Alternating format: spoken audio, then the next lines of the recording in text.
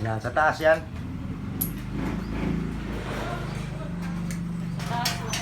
Yan, yan mga kaaraw. Sa ilaw. Oh, dyan sa taas. Tapos talian mo na rin yung kuhan, junction box ha.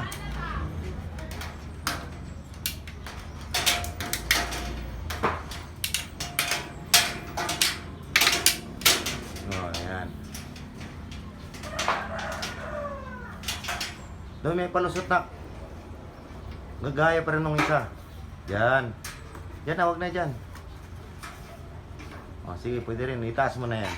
Yung junction box. Hindi ma-short. Short ang wire. Diyan. Sa gitna talaga. Sa gitna.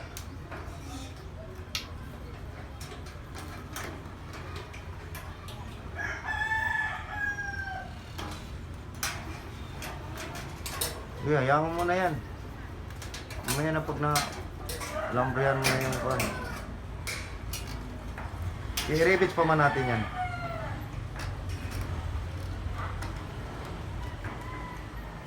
Asya. Short ang wire. Salam. Asya. Temporary lang man yan. Para hindi lang malaglag ba. Sa gitna. Gitna. Yung isa sa baba, yung isa sa taas. Yan, ganun. Oh, abot. Sige. Ikot. Taas pa? Ha? Itaas pa? O, itaas pa konti. Yan, yan ang tama. Para dyan maribitan na yan agad. O, ipasok mo muna yung junction box. Yan po mga ka-rewinder at ka-araw. Yung isa pa na, yan o, sa paa mo. Ipasok mo yan. Sa baba? Sa baba. Andiyan mo yung nasa yan o. Butasan mo na. Yan, para sa switch yan, yung pa na yan. Yun.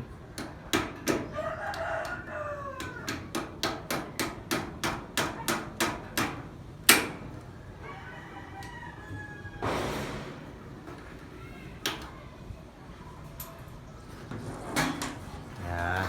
Saan mo ito pala? Yun. Marunong na pala eh. Para palaunan. Alam niyo na kung paano paglagay ng ano to. Sige, pasok mo. Hindi kasi naipit ng ayos yung ano. Yan, ganyan. Taas mo. Sige, lagit na. See? Yan ang sakto.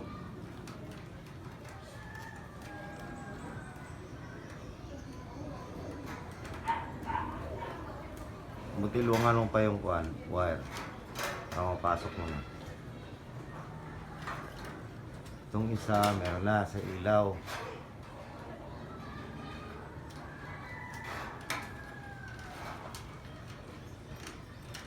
Ito, kumpleto na ito sa linya niya mga ka-rewinder. So yung ilaw niya ito.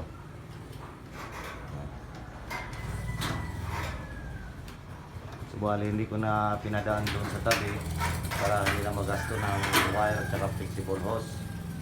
Kasi pag gusto mo medyo arrange talaga, pwede lang man dito padaan sa tabi.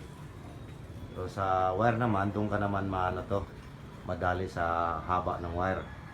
So dito na lang namin pinadaan yan sa taas. At least parang night sheet na lang ang tatakbuhin niya. Yan po. Okay na. Yan po, okay na po. Lagay mo muna ng temporary ng junction box.